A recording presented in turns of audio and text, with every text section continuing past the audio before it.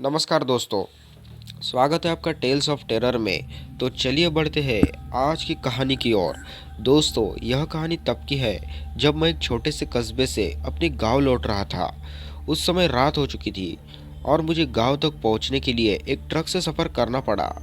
Truck driver का नाम रघु था। वह उम्र में थोड़ा बड़ा और चुपचाप सा आदमी था।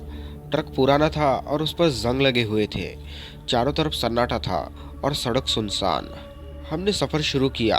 शुरुआत में सब ठीक था, लेकिन जैसे जैसे हम आगे बढ़ते गए सड़क और सुनसान होती गई। चारों तरफ घना जंगल था। ठंडी हवा की आवाज़ और झिंगुरों की धीमी धीमी आवाज़ माहौल को और अजीब बना रही थी। रघु चुपचाप ट्रक चला रहा था और उसकी आंखें जैसे सड़क से हट ही नहीं रही थी। मैंने उससे बात करने की कोशिश की। भाई, ये रास्ता कितना समय लेगा? उसने धीरे से कहा।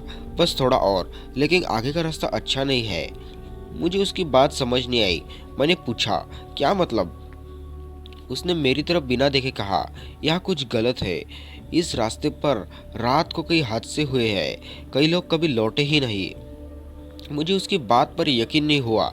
मैंने सोचा ये शायद मजाक कर रहा है, लेकिन तभी अचानक ट्रक के सामने एक सफ़ेद साड़ी में लिपटी औरत खड़ी दिखाई दी। रघु ने जोर से ब्रेक मारा और ट्रक एक झटके में रुक गया। दोस्तों, मेरी तो सांस अटक गई थी। रघु ने मुझसे कहा, बाहर मत जाना, ये वही है। मैंने घबरा कर पूछा, कौन? वह बोला, इस सड़क की आत्मा, जो भी इसे देखता है वह। और उसे अपनी बात अधूरी छोड़ दी। रघु ने अपनी बात अधूरी छोड़ दी। मैंने खिड़की से बाहर झांकने की कोशिश की। वह औरत हमें घूर रही थी। उसकी आंखें लाल थी और उसका चेहरा अजीब तरह से मुड़ा हुआ था। दोस्तों, तभी वह औरत ट्रक के पास आई और दरवाजे पर जोर से दस्तक देने लगी। रघु ने ट्रक स्टार्ट किया और गाड़ी तेजी से आगे बढ़ा दी, लेकिन वह औरत हमारे पीछे पीछे भागने लगी। उसकी दौड़ इतनी तेज थी कि ऐसा लग रहा था वह ट्रक से भी तेज है। मैं तो डर के मारे कांपने लगा था। रघु ने चिल्लाते हुए कहा, पीछे मत देखना, वरना। लेकिन मैं अपनी जिज्ञासा रोक नहीं सका। जैसे ही मैंने पीछे देखा, वह औरत ट्रक की छत पर चढ़ चुकी थी। उसने ट्रक की खिड़की पर अपना चेहरा मारा। दोस्तों, उसका चेहरा इतना डरावना था कि मैं चीख पड़ा। रघु ने एक सुनसान मोड़ पर ट्रक रोक दिया और बोला, उतर, जल्दी से भाग यहाँ से। हम दोनों ट्रक से कूदने लगे और भागते हुए जंगल के अंदर चले गए।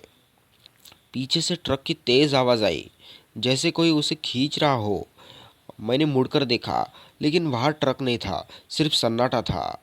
उस रात मैंने और रघु ने किसी तरह सुबह होने का जंगल में छुपकर इंतज़ार किया। उस अगले दिन जब हम सड़क पर वापस आए तो वहाँ ट्रक का कोई निशान नहीं था।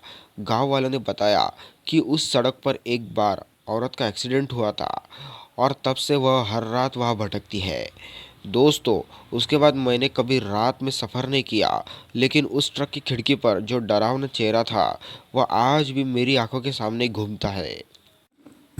तो दोस्तों, कैसी लगी आज की कहानी? कमेंट करके ज़रूर बताइएगा।